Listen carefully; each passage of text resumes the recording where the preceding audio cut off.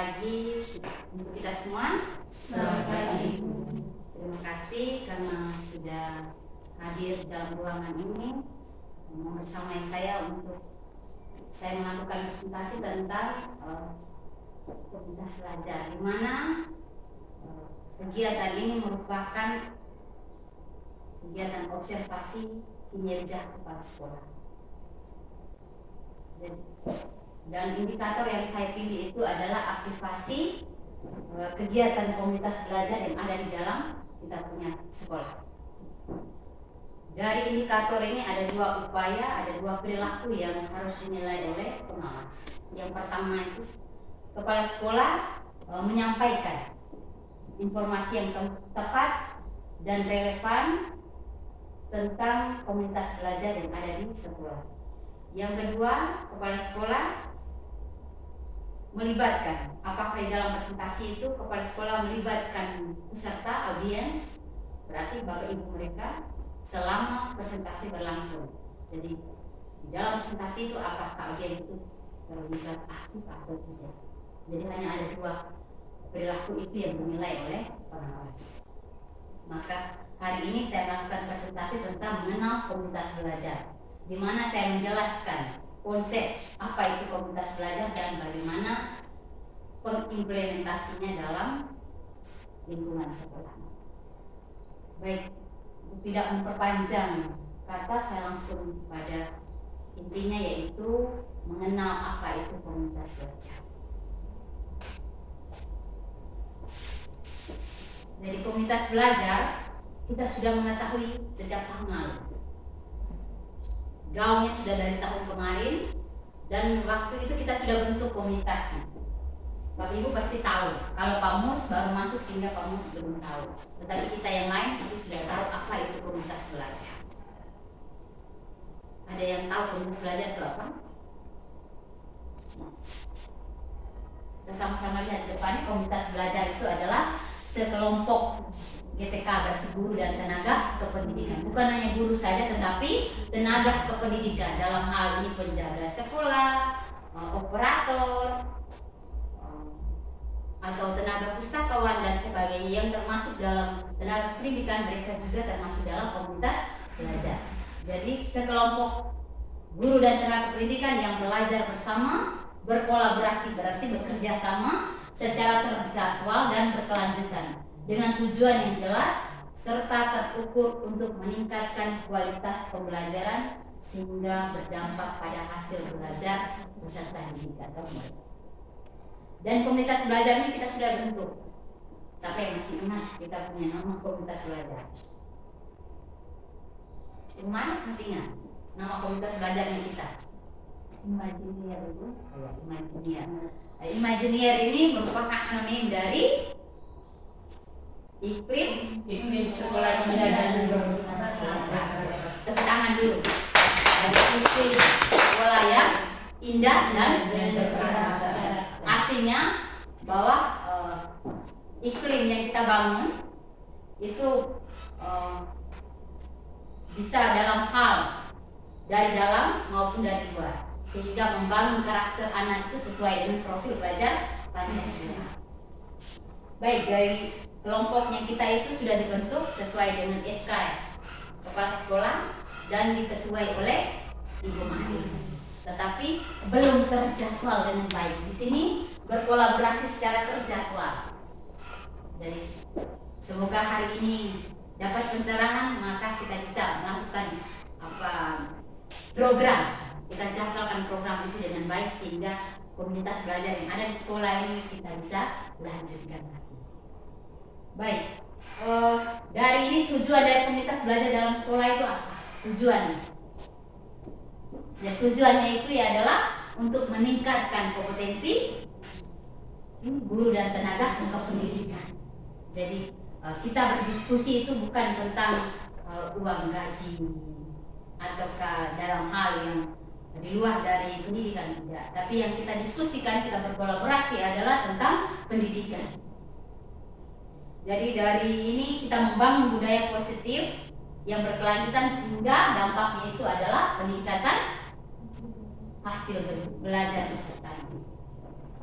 Baik, dari situ mengapa komunitas belajar itu dalam sekolah itu sangat penting? Kenapa dikatakan bahwa komunitas belajar itu sangat penting? Harus dibangun, dibentuk di sekolah. Siapa yang tahu? Ibu Maris, kenapa dikatakan bahwa komunitas belajar harus dibentuk? Karena sangat penting sekali. Baik Ibu, komunitas belajar ini bisa menjadi wadah untuk merealisasikan terjadinya kolaborasi antara pendidik. Jadi komunitas belajar itu adalah tempat atau wadah untuk merealisasikan kolaborasi kita untuk meningkatkan kompetensi para guru dan tenaga kependidikan sehingga dapat meningkatkan hasil belajar peserta didik. Jadi misalkan kita semua sudah berkolaborasi di dalam satu kelompok, maka kelas 3 Ibu Lito tidak hadir, maka guru siapa saja masuk juga mereka tidak merasa risih atau enggan, saya tidak mau guru yang lain. Karena kita punya kompetensi sudah sama.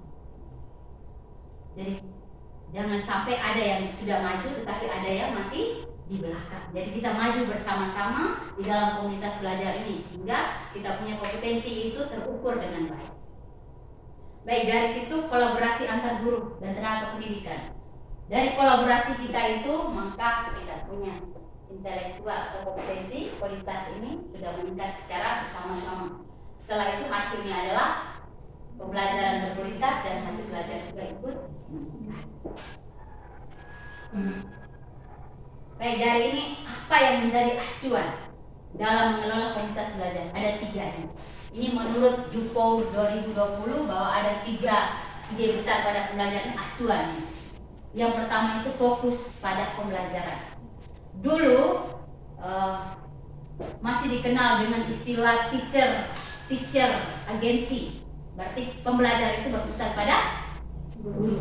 Tapi sekarang pembelajar itu berpusat pada murid yang disebut dengan student agency. Jadi student agency ini fokus pembelajaran pada murid. Jadi pembelajaran itu menyenangkan atau tidak itu tergantung dari murid. Jadi pembelajaran fokus kita itu pada murid. Semuanya itu bermuara pada murid semua. Yang kedua, membudayakan kolaborasi dan tanggung jawab kolektif. Berarti kita guru dan tenaga pendidikan harus membudayakan kolaborasi kerjasama dan tanggung jawab secara kolektif. Kolektif itu berarti bersama. Dan yang ketiga, berorientasi pada hasil pembelajaran murid. Kita bahas secara satu persatu. Baik, yang pertama ini fokus pada pembelajaran murid. Jadi tujuan utama dari penyelenggaraan satuan pendidikan adalah untuk memastikan setiap murid itu terlibat dalam proses pembelajaran yang berkualitas. Jadi strategi pedagogi yang mengutamakan kebutuhan, kemampuan, minat, bakat. Dari dulu sebelum kita melakukan proses pembelajaran kita hanya tulis RPP saja tanpa kita mengetahui kebutuhan, minat, profil belajar murid. Tapi sekarang sudah ada istilah tentang diferensiasi, di mana sebelum kita melakukan proses pembelajaran kita harus memetakan dulu kemampuan awal peserta didik.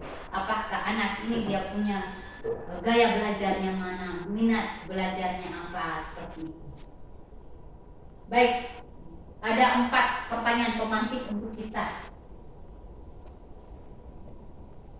mengantar kita bahwa kita mengerti fokus pada pembelajaran. Yang pertama itu apa yang kita harapkan untuk murid pelajar. Ini adalah 4 pertanyaan.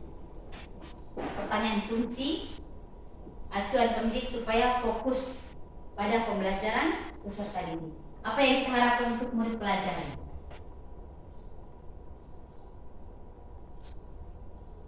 Apa yang kita harapkan? Berarti guru harap untuk murid pelajar itu apa?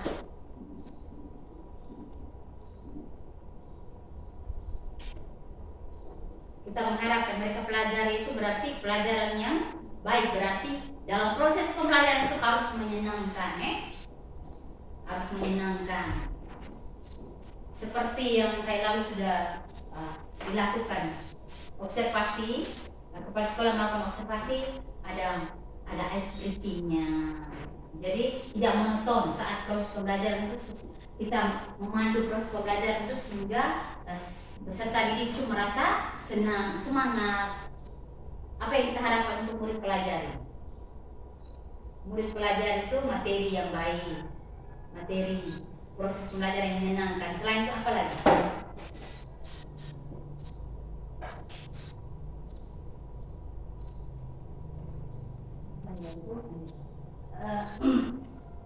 Peserta itu bisa belajar untuk bagaimana dia bersikap, penanaman karakter, dan juga keterampilan. Jadi fokus kita bukan hanya pada pedagogi saja, tetapi sikap, motorik, keterampilan itu juga perlu diajarkan. Bagaimana kita tahu bahwa setiap murid itu telah belajar hal tersebut? Bagaimana kita tahu bahwa setiap murid telah belajar? Mereka telah belajar. Berarti yang kita tahu itu apa? Mereka telah belajar. Ada perubahan karakternya, perubahan sikapnya. Selain itu apa lagi?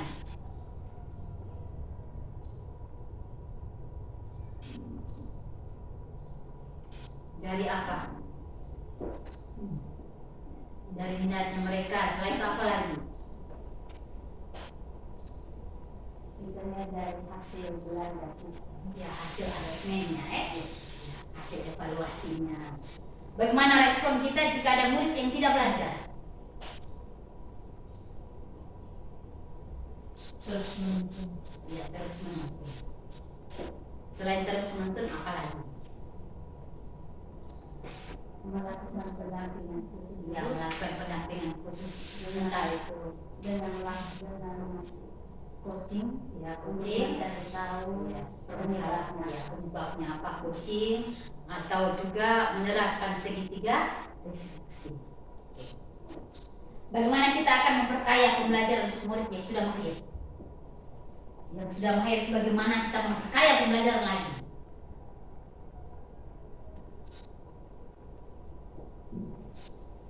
Bagaimana kita akan memperkaya pembelajaran untuk murid yang sudah mahir?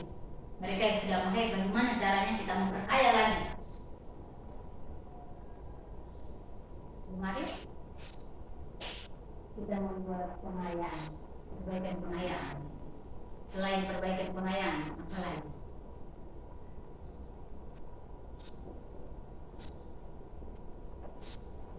Bisa memberikan materi lanjutan. Ya, memberikan materi lanjutan. Jadi bukan hanya perbaikan pengayaan saja, tetapi materi lanjutan. Baik, dan itu fokus pembelajaran murid. Jadi strategi yang kita bangun, kita buat itu harus berdasarkan kebutuhan. Jadi kebutuhan, minat, kemampuan peserta didik, dan gaya belajar mereka. Jadi sebelum kita melakukan penyusunan RPP, rencana pelaksanaan pembelajaran itu, kita harus melakukan asesmen diagnostik. Di sini ada guru penggerak dan ada beberapa guru yang sudah melakukan asesmen awal, sehingga kita bisa tahu kebutuhan, minat, gaya belajarnya, profil gaya belajarnya mereka seperti apa. Baik, jadi kita masuk yang berikut. Membangun budaya kolaborasi dan komitmen bersama. Jadi ini ada 3 item yang masuk di dalam budaya kolaborasi dan komitmen. Yang pertama, kolaborasi. Tanpa kolaborasi, komunitas itu tidak akan berjalan dengan baik.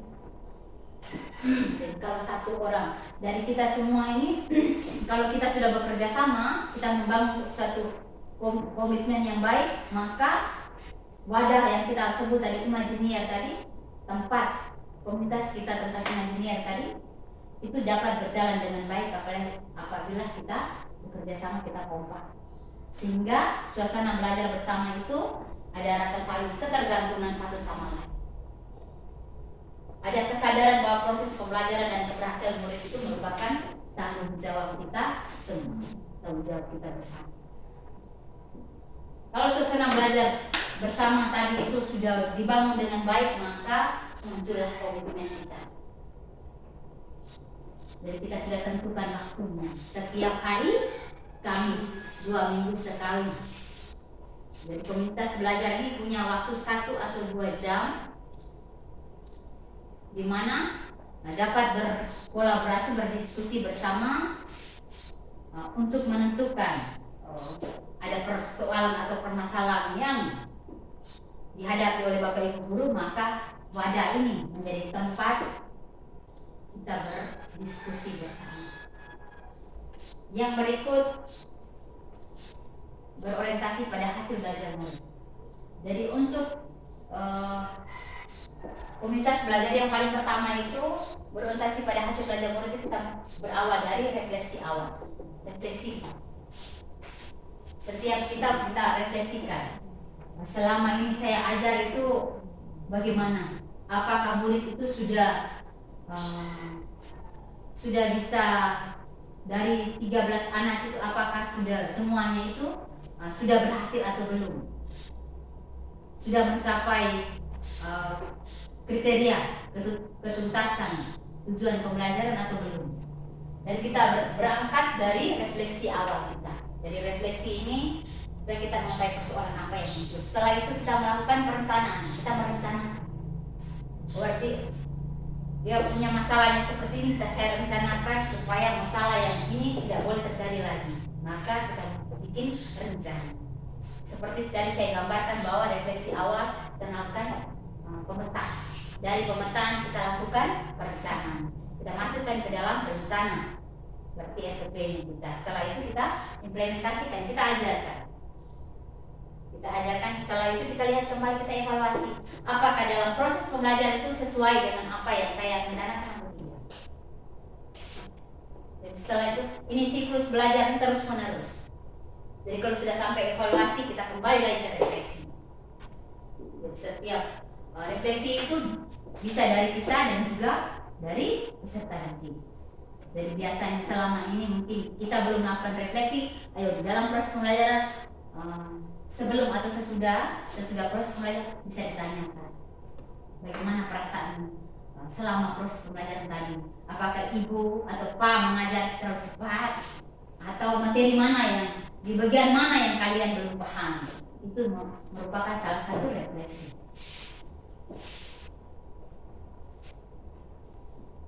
Baik, di sini kita melihat langkah-langkah sederhana membangun komunitas. Yang paling pertama itu membentuk tim kecil. Jadi tim yang kita sudah bentuk. Jadi membentuk tim kecil itu akan membantu kepala sekolah merealisasikan jalannya komunitas belajar. Dan kali lalu kita sudah bentuk penanggung jawabnya itu adalah kepala sekolah. Sehingga ketuanya bukan kepala sekolah, karena kepala sekolah itu sebagai penanggung jawab. Jadi ketua itu yang melaporkan kepada kepala sekolah. Jadi tim kecil ini yang membantu kepala sekolah dalam merealisasikan jalannya komunitas belajar. Jadi tim ini terdiri atas manajemen dan guru yang memiliki potensi menggerakkan sesama guru, memiliki komitmen tinggi dan keterampilan dalam memfasilitasi komunitas belajar. Jadi ketuanya Ibu Mari sebagai guru penggerak. Besar harapan saya supaya komunitas kita itu bisa berjalan dengan baik. Yang kedua, telah hasil belajar murid. Di sini kita cermati dan kita merefleksikan. Yang paling pertama adalah rapor pendidikan dan hasil belajar lainnya. Dan tujuan dari kegiatan ini kita mengetahui kondisi belajar murid sebagai dasar penentuan fokus dan aktivitas belajar guru di satuan pendidikan. Jadi kita telah di rapor pendidikan. Misalkan di rapor pendidikan itu kita punya nilai kuningnya itu pada literasi. Bagaimana komunitas itu boleh berjalan? Maka kita refleksikan dulu. Oh, anak di kelas 4 atau 5 mereka belum bisa baca lancar atau memahami. Dia baca lancar tapi dia belum bisa memahami teks dari bacaan tersebut. Maka bagaimana caranya agar yang masalah yang kita hadapi itu kita bisa selesaikan?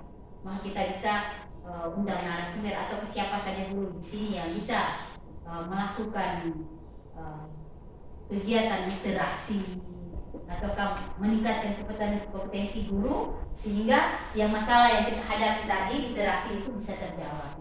Seperti anak itu dia bisa memahami caranya bagaimana. Itu kita bisa lihat secara sama-sama atau kita bisa mengikuti pelatihan tambahan itu di PMM.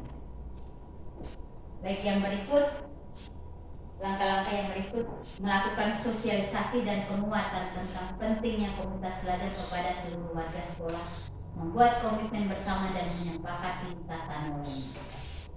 Jadi ini komunitas belajar ini dia harus mencapai visi sekolah. Visinya kita juga sesuai dengan Perhimpunan Belajar Pancasila yang lalu kita sudah bahas bersama-sama, dengan menambahkan kegiatan komunitas ini di luar jam kerja guru. Dalam kita sudah sepakat bahwa hari Kamis 2 jam saja di hari Kamis, kita ambil waktu dari jam 11 sampai dengan jam 1. Di sini memasukkan jam efektif guru di sekolah, 1 jam belajar di komunitas, karena kita punya 1 jam, berarti jam 11 sampai jam 12, dan kita tambah 1 jam lagi di luar dari jam kerja guru. Tetapi kalau sudah disampaikan jam kerjanya guru itu sampai jam 2, jam belajar kita hanya sampai jam 12. Tapi jam kerjanya kita itu adalah sampai jam 2. Tetapi kita pakai waktunya itu 2 jam. Yang kelima, merealisasikan belajar bersama dan berbagi praktik dan menciptakan lingkungan belajar yang ramah guru. Jadi ramah strategi yang dapat dilakukan itu dengan mengingat nilai-nilai yang kita sudah sepakati. Jadi nilai-nilai ini termasuk nilai-nilai kebajikan, nilai-nilai kebajikan.